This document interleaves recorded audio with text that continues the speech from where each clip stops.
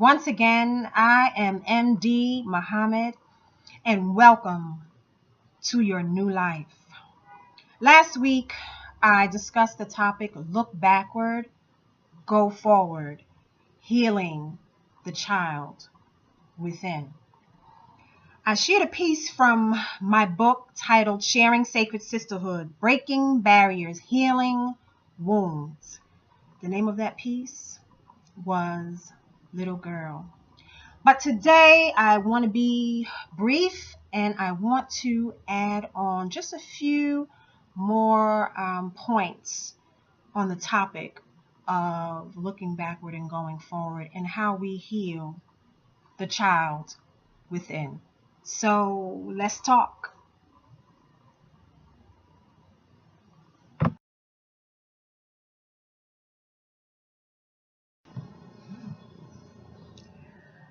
So let's talk. I wanted to share something that I reflected upon as I watched what I stated in my previous video. And I just want to affirm the extraordinary value of creating a safe space and an emotionally safe space for our children. Of course, there are certain things that we can't discuss as adults that are not age appropriate. And they do not necessarily have the maturity level that we have or are supposed to have. So, of course, there's things we don't discuss with children. However, I think we can always discuss their feelings and their responses and give them the psychological, emotional support that they need to discuss what they feel in response to what goes on with adults. And I just felt a real need to state that because I realized that I didn't have that. I wasn't given that voice, that affirmation, that support, that safe space. And I think it's very important.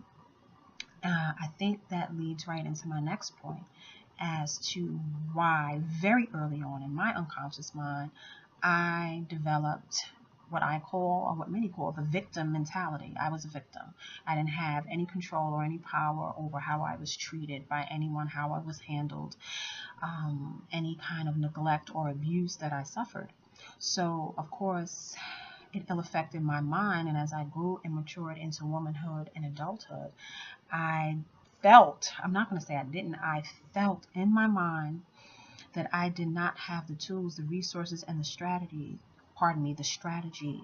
to effectively address abuse, disrespect, being degraded, being belittled, being mistreated. Because again, I'm a victim. I didn't have the power to address how I felt as a child. So why would I have that as an adult? It's something that's unconscious that we have to become more self-aware to even acknowledge and realize that this is what's going on with us on a deeper, more profound level. So honestly, even in more recent years, I realized that I was still not standing, speaking, affirming my voice in certain situations, affirming my rights in certain situations, because I was still blaming others for how they treat me rather than affirming the power that I have over any situation that involves me at any given time, and taking complete control, independence, and autonomy over my own thoughts, my own emotions, and my own responses, and being so self-aware that I know my triggers and take control of situations that previously triggered me. Now I'm aware and I handle it effectively through communication or other tools that I have availed myself of. And this is what we must do. The victim mentality keeps you a victim. You do not assert, or affirm your power and your right to be who you are and what you are, speak your mind in any given situation. You're just being constantly victimized or abused or manipulated because you allow it because of the low self-worth. And again, most of those seeds were planted a long time ago in your early years of life.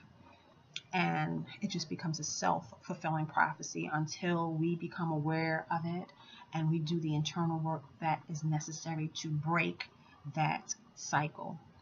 So that was all I really wanted to say. Know your power, know your worth, know that you have complete control over your life and every aspect of it. And stop allowing yourself to be ruled, manipulated, degraded, belittled, taken advantage of by others. That is a whole topic that I don't have time to get into right now. But I want to speak very briefly and add a little bit more to how we heal.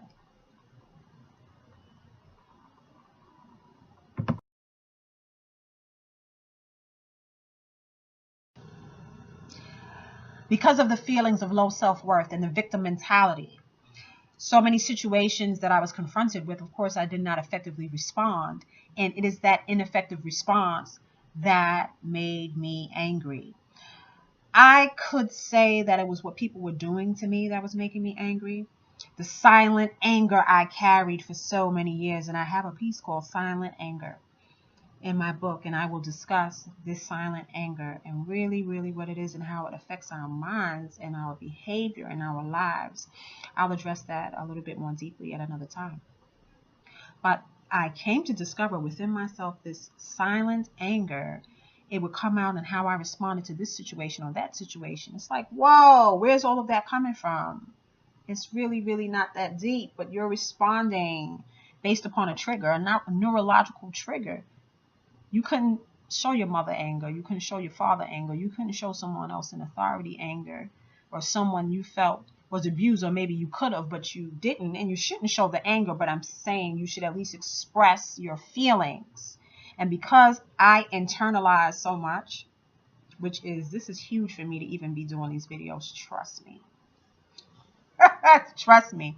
This is huge transformation and growth for me, because I've internalized so much and kept so much inside of myself. And it's important to talk, and it's important to communicate.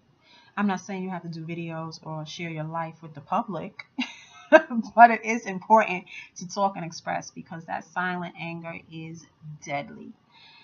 And when we feel like victims and things are always happening to us, we think, and we feel like we don't have complete autonomy and control over our lives, and we don't realize that we create our reality based on our thinking and take complete control over our reality, of course you're going to be angry. Of course you're going to be depressed, because someone's always doing something to you and you feel powerless to control it, and you feel insecure, because if someone else and other people can control what happens to you, how can you ever feel secure? How can you ever feel peace? Because you never know when danger is coming to you, and you don't know how to defend yourself. You feel defenseless even as an adult. Even as a grown man and a grown woman, you feel defenseless, because that's how you felt when you were abused, when you were molested, when you were mistreated, when you were neglected, when you were abandoned. You felt worthless. You felt unloved. You felt unwanted. And you felt rejected. How can that not make you angry? But in this present moment, you can change and reinterpret your story and rewrite the story, and know from this day forward that you are so loved, so wanted, and so very important and beautiful and unique and special, and you are worthy. So let's talk briefly about how we heal. I shared a lot last week, but I just want to add a little bit more to how we heal and rid ourselves of this victim mentality and move from victim to victor, and from powerlessness to purpose and power.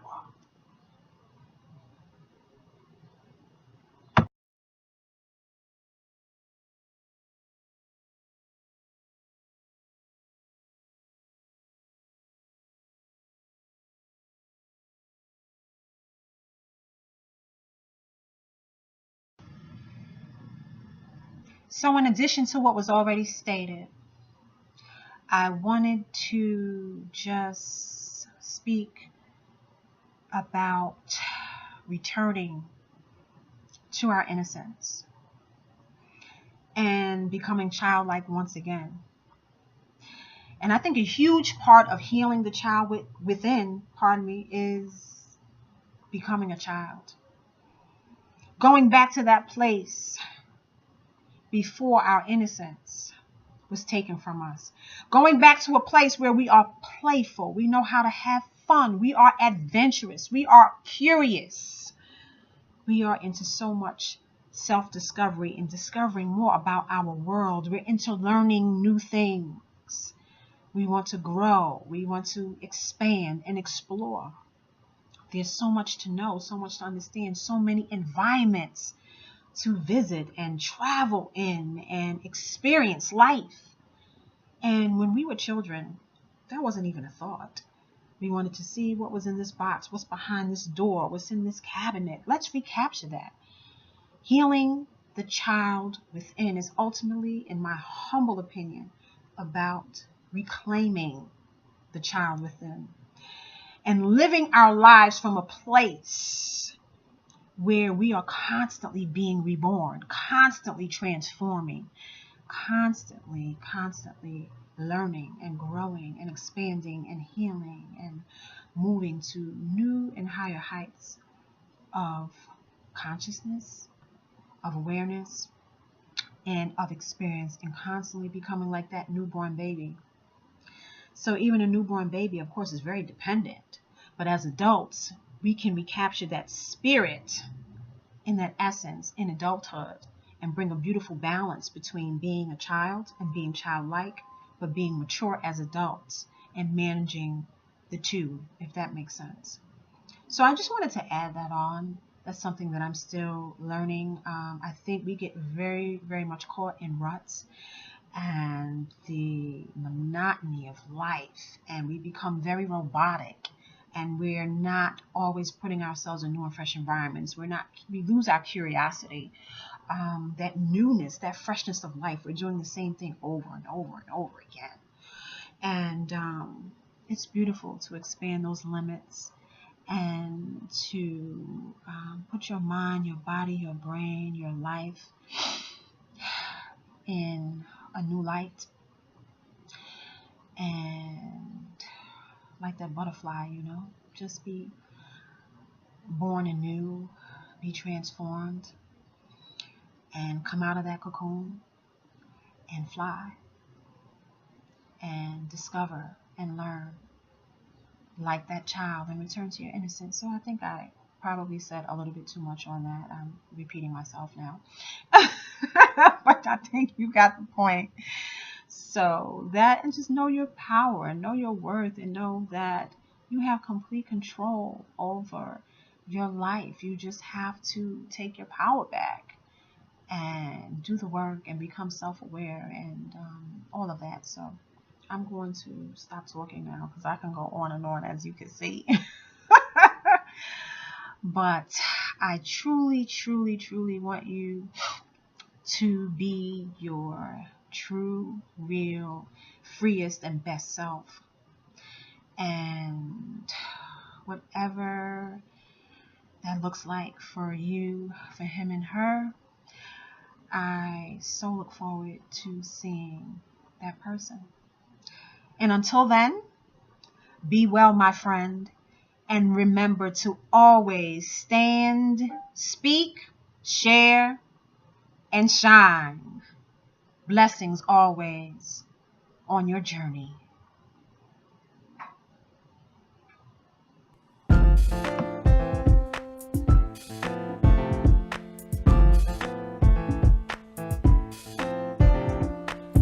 Find divine, open up your subconscious, subliminal, deeper, spirit-filled mind to find the secret of God. For you, like him, are incomparably unique, antique, matchless, one of a kind, peculiar, bearing witness to his own individuality and originality, but somehow the lower lustful mentality has stopped us from manifesting his reality.